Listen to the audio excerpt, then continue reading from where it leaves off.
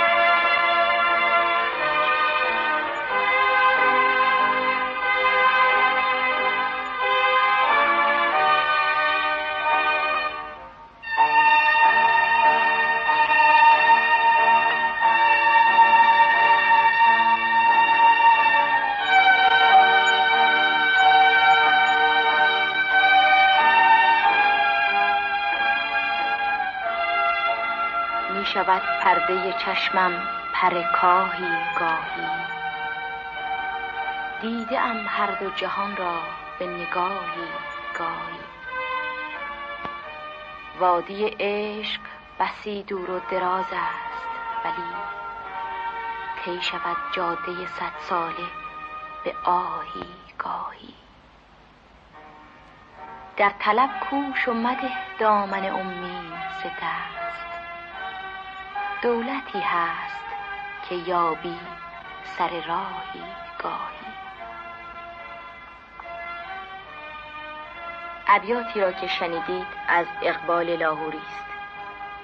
شاید قرنها بگذرد تا شاعری همچون محمد اقبال در پاکستان و در زبان فارسی پدید آید و شاید تاریخ یک قوم دیگر نامی به درخشندگی نام اقبال به خود نبیند. مسلمانان شبه قاره هند و پاکستان حیات و استقلال سیاسی خود را به میزانی بس عظیم مدیون این شاعر و فیلسوف و متفکر بزرگ می باشند. محمد اقبال در اصل از اهالی کشمیر است ولی وی در شهر سیالکوت در ایالت پنجاب قدم به عرصه وجود گذاشت و تحصیلات خود را در سیالکوت و کالج دولتی لاهور ادامه داد و پس از آن به اروپا رفت و از دانشگاه هایدلبرگ به اخذ درجه دکترا در فلسفه نائل شد.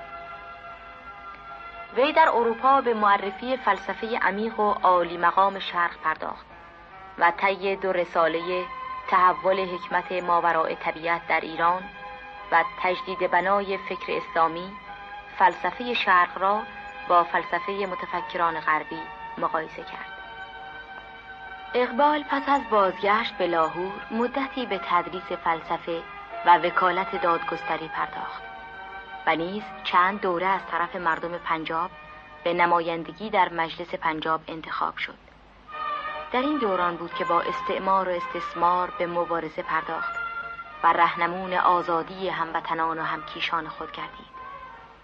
اقبال این زمان در فضل و دانش به مرحله‌ای رسیده بود که وی را علامه خواندند و به راستی که این عنوان جامعی بود بس مناسب برای شخصیتی همچون اقبال در بیان افکار فلسفی از کتاب آسمانی الهام می‌پذیرفت و ماحصل غوطه‌وری در دنیای اندیشه را در زلال شعر فارسی ارائه می‌داشت و بدین گونه بر گوهرهای تابناک گنجینه ادبیات کهنسال و زوال ناپذیر فارسی درهای دیگری افزود. محمد اقبال در سال 1317 هجری در شهر لاهور دیده از جهان فرو بست. وی خود می‌دانست که در گذشت او برای جامعه بشری چه ضایعه‌ای خواهد بود. از این رو به هنگام رهسپاری از جهان فانی به سرای باقی چنین مترنم بود: سرود رفته باز آید که ناید، نسیمی از حجاز آید که ناید. سرآمد روزگار این فقیری، دگر دانای راز آید که ناید.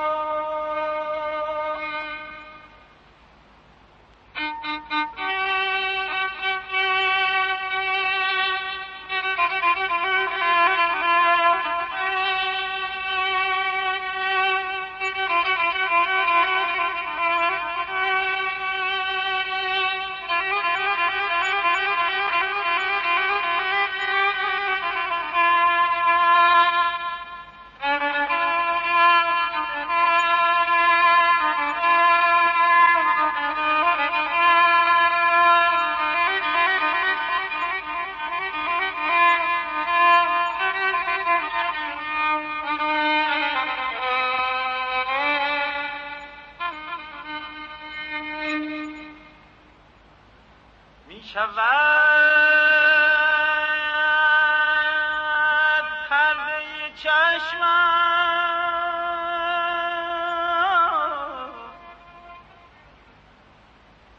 می شود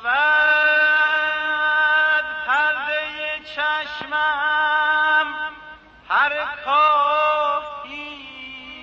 گاهی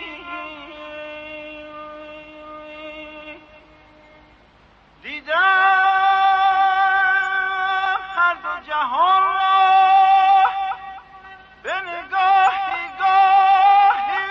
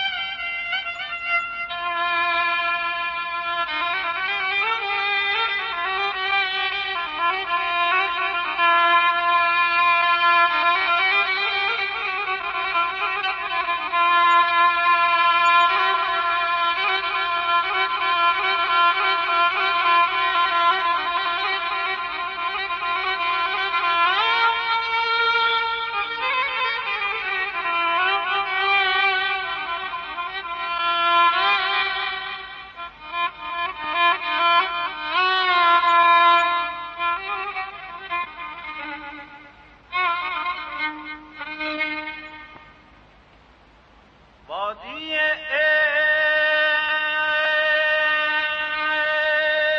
بسی دور و دراز است ولی